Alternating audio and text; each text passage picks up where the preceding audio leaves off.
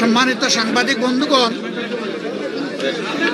আপনারা সবাই জানেন গতকাল ঢাকা 15 নির্বাচনী এলাকার যে এলাকাটা মিরপুর এবং কাফরুল নিয়ে গঠিত, সেই এলাকায় সকাল 11টার দিকে একটা ঘটনা ঘটে, আবার বিকালের দিকে আরেকটা ঘটনা ঘটে।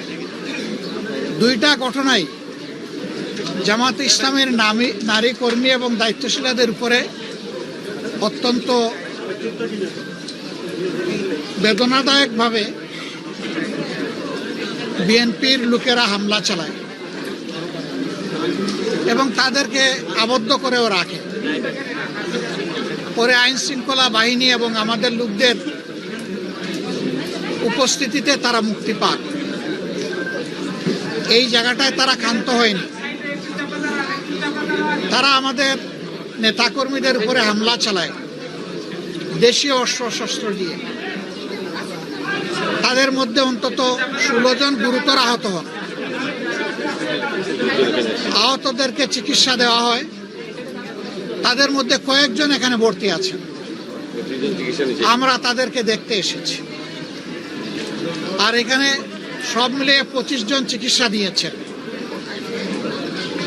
কেন এমনটা ঘটল?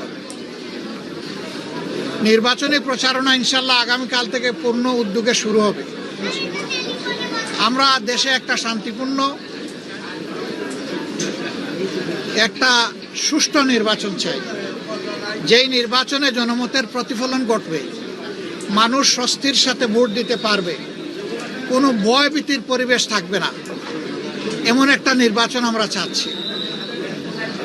যুক্তির খাতিরে যদি ধরে নেওয়া হয় যে আমাদের দলের কেউ নির্বাচনী আচরণবিধি লঙ্ঘন করেছে, এর জন্য যথাযথ কর্তৃপক্ষ আছে, তারা কর্তৃপক্ষকে বলবেন, কর্তৃপক্ষ তাদের মতো করে উদ্যোগ নেবে এবং আমাদেরকে সেই ব্যাপারে সম্পৃক্ত করবে, আমাদের কাছে জানতে চাইবে।